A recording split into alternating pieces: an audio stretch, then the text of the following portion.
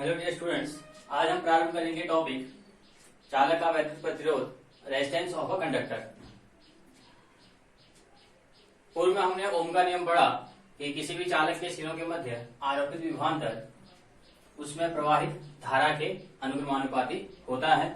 और जब इसको हमने सॉल्व किया था तो V equal to R I, जहां पर R कहलाया था चालक का वैद्युत प्रतिरोध। अर्थात किसी भी चालक का जो वैद्युत प्रतिरोध होता है R, यह उस चालक के सिरों के बीच आरोपित विभवांतर और उसमें प्रवाहित धारा के अनुपात के बराबर होता है। किसी भी चालक का जो वैद्युत प्रतिरोध होता है R, वह उस चालक के सिरों के मध्य आरोपित विभवांतर और उसके संगत प्रवाहित धारा के अनुपात के बराबर होता है। इसका अगर मात्रा देखें यूनिट, तो मात्रा इसका हो जाएगा V विभवांतर है, विभवांतर का मात्रक वोल्ट पर I धारा, धारा का मात्रक एम्पियर। अब चूंकि जो ये कॉन्सेप्ट था, यह कॉन्सेप्ट साइमन ओम ने दिया था, इसलिए उनके स्मृति में इसका जो मात्रक है उसको हम ओम भी कहते हैं। और नॉर्मली हम जो वैद्युत प्रतिरोध का मात्रक है वह हम ओम ही प्रयोग में लाते हैं। इसका डायमेंशन फॉर्मूला देखते हैं। डायमेंशन फॉर्मूला, अब डायमेंशन फॉर्मूला के लिए V वोल्टेज, I करंट। अब अगर हम V को देखें, V इक्वल टू होता है W अपॉन Q। W कार्य का dimension formula ml² t minus 2 upon Q हो गया चार्ज, चार्ज का डायमेंशन फॉर्मूला A t। इसको सॉल्व करेंगे तो ml² t माइनस 3 और A माइनस 1, ये होगा डायमेंशन फॉर्मूला V का। तो उसको यहां पर रख लेते हैं इसमें, तो ml² t minus 3 A minus 1 upon I current. Current अपने आप में फंडामेंटल यूनिट है, तो इसकी भी वहां A हो गई। इसको ऊपर लेके आते हैं तो ये हो जाएगा ml² t minus 3 A minus 2। तो यह हो गई डायमेंशन फॉर्मूला, यानी बीमा चालक के वैद्युत प्रतिरोध की।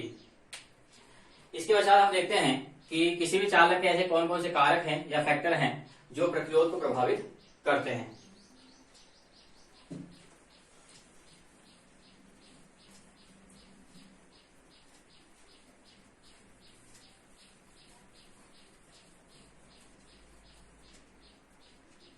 तो चालक के वैद्युत प्रतिरोध को प्रभावित करने वाले कारक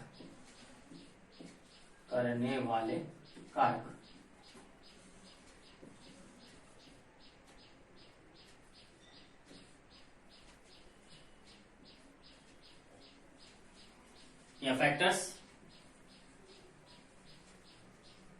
affecting the resistance of conductor।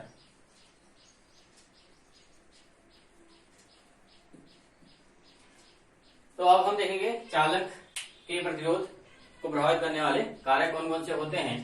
अब प्रतिरोध को अगर हम सिंपल कॉन्सेप्ट में समझें तो प्रतिरोध का मतलब हुआ आपका ऐसा कारक या ऐसा फैक्टर जो परिपथ में प्रवाहित होने वाली धारा के मार्ग में अवरोध उत्पन्न करता है। क्योंकि जब भी हम परिपथ में धारा प्रवाहित करते हैं तो उस चालक के कुछ ऐसे फैक्टर होते हैं, कारक होते हैं जो उस धारा के मार्ग के विरुद्ध, यानी उस धारा का विरोध करते हैं। इस फलस्वरूप धारा का जो कुछ मान होता है वह ऊष्मा के रूप में उत्सर्जित हो जाता है, और इसी को हम धारा का ऊष्मीय या तापीय सिद्धांत भी कहते हैं। इसको हम बाद में पढ़ेंगे। तो फिलहाल हम प्रतिरोध को देखते हैं। तो प्रतिरोध एक ऐसा कारक है जो किसी भी चालक में बहने वाली धारा के मार्ग में अवरोध उत्पन्न करता है, यानी धारा को रोकने का प्रयास करता है। और इसका एक फैक्टर एक प्रतिरोध के लिए इसलिए अच्छा है क्योंकि यह केवल उतनी ही धारा को या वोल्टेज को उस परिपथ में बहने देता है जिससे कि वह परिपथ या जो चालक है या जो उपकरण है वह कार्य कर सके। तो हम देखते हैं चालक के वैद्युत प्रतिरोध प्रभावित करने वाले कारक। तो चालक के वैद्युत प्रतिरोध को मुख्यतः 3 कारक प्रभावित करते हैं। पहला आता है चालक की प्रकृति या चालक के पदार्थ की प्रकृति, nature of matter of conductor. तो पहला जो कारक आता है चालक की प्रकृति, नेचर ऑफ मैटर। तो हम जानते हैं कि जो धातुएं होती हैं उनमें से अधिकांश धातुएं ऊष्मा की अच्छी चालक होती हैं और कुछ धातुएं ऊष्मा की कम चालक होती हैं। और हमने ये भी पढ़ा है कि जो चांदी है वह ऊष्मा की सबसे या धातु की ये धारा की सबसे ज्यादा क्या होती है, अच्छी चालक होती है। अब जिन धातुओं की चालकता जितनी ज्यादा होगी, यानी कि जिन धातुओं में धारा जितनी आसानी से बह सकेगी, उन धातुओं की जो धातुओं का जो प्रतिरोध होगा वह कम होगा, यानी कि उन धातुओं में प्रतिरोध होगा वह उस धारा को आसानी से बहने देगा, कम रोकेगा। और जो चालक कम सुचालक होते हैं उनमें जो प्रतिरोध होता है वो काफी हाई लेवल पर होता है, यानी हाई होता है, जिस वजह से वह केवल उस परिपथ में कुछ ही धारा को बहने देता है, जिस वजह से जो चालक होता है वह कम सुचालक होता है उस धारा को परिपथ में बहने के लिए।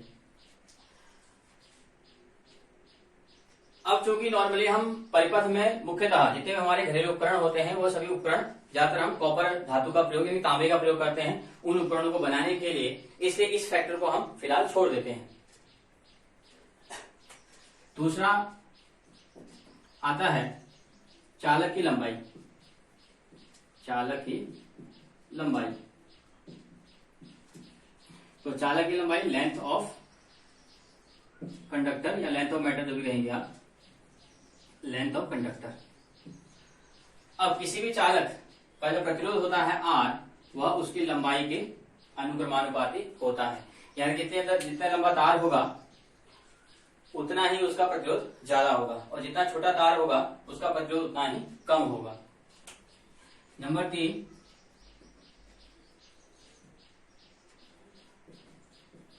चालक का अनुप्रस्थ परिच्छेद क्षेत्रफल, यानी cross section area, cross section area.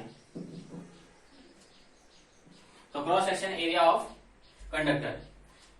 तो किसी भी चालक का जो प्रतिरोध होता है R, वह उस चालक के क्रॉस सेक्शन एरिया के व्युत्क्रमानुपाती होता है।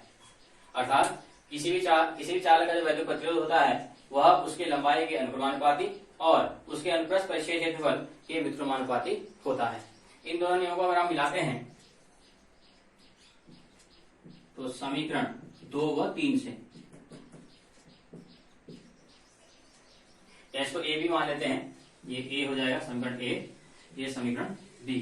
तो समीकरण ए व बी से, तो समीकरण ए और बी को लेंगे तो R is proportional to L upon A. इस प्रोपोर्शनल के साइन को हटाते हैं तो यहां पर एक कांस्टेंट आता है रो, L अपॉन ए, जहां पर रो कहलाता है, जहां रो कहलाता है विशिष्ट प्रतिरोध, विशिष्ट प्रतिरोध यानी कि स्पेसिफिक रेजिस्टेंस। चालक का विशिष्ट प्रतिरोध, अर्थात किसी भी चालक का विशिष्ट प्रतिरोध होता है रो बराबर, इसे विशिष्ट प्रतिरोध निकाल सकते हैं हम, तो ये हो जाएगा आर ए अपॉन एल। और किसी चालक की प्रतिरोधकता यानी विशिष्ट प्रतिरोध जितना ज्यादा होता है वह उतना ही कम सुचालक होता है। यानी कि अगर हम देखें तो अचालक जो पदार्थ होंगे उनका विशिष्ट प्रतिरोध बहुत हाई होगा और जो अच्छे चालक होंगे उनका विशिष्ट प्रतिरोध उतना ही कम होता जाएगा। इसका मात्रा देख लेते हैं, यूनिट, रो की यूनिट देख लेते हैं। आर प्रतिरोध का मात्रक ohm, area metre square upon length metre, इससे कैंसिल हो जाएगा तो ओम मीटर। और डायमेंशन फॉर्मूला निकालना हो इसका तो डायमेंशन फॉर्मूला इक्वल टू, अब आर का dimension formula ml square e minus 3 a minus 2। Upon into इसमें क्या होगा, ये ओम का डायमेंशन फॉर्मूला हो गया, एम लेंथ है तो लेंथ एल आ जाएगा यहाँ, तो यह हो जाएगा M L cube T minus 3 A minus, ये हो जाएगा विशिष्ट प्रतिरोध का डायमेंशन फॉर्मूला। अब परिपथ में अगर हम प्रतिरोध को देखें, इसका सिंबल देख लेते हैं। परिपथ में हम अगर आप किसी भी वैद्युत परिपथ को देखेंगे तो वैद्युत परिपथ में हम प्रतिरोध को इस सिंबल के द्वारा प्रदर्शित करते हैं, यानी कि जहां पर भी ये सिंबल होगा यह दिखाएगा प्रतिरोध को, रेजिस्टेंस को, या रेजिस्टर कहेंगे इसको। और अगर कहीं पर ऐसा चिन्ह बना है, संकेत बना है, तो ये दिखाता तो प्रतिरोध ही है, लेकिन यह कहलाता है परिवर्ती प्रतिरोध, यानी कि वेरिएबल रेजिस्टेंस।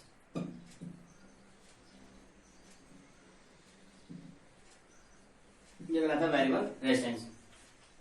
इस सिंबल का मतलब होगा कि अगर माना ये 5 ओम का है तो यह 5 ओम का ही रहेगा, इसकी वैल्यू 5 ओम रहेगी। परिवर्ती प्रतिरोध का मतलब ये हुआ कि ये जो प्रतिरोध होगा ये परिपथ के हिसाब से क्या होगा, चेंज किया जा सकता है, जैसे कि रेजिस्टेंस बॉक्स होता है। रेजिस्टेंस बॉक्स यानी कि प्रतिरोध बॉक्स में हम प्रतिरोध को हम किसी प्रकार से प्रदर्शित करेंगे, क्योंकि उसके प्रतिरोध को अगर हमें 2 ओम प्रतिरोध चाहिए होता है तो हम 2 ओम का प्रयोग कर सकते हैं, 100 ओम चाहिए तो 100 ओम का प्रयोग कर सकते हैं। तो यह परिवर्ती प्रतिरोध को प्रदर्शित करता है।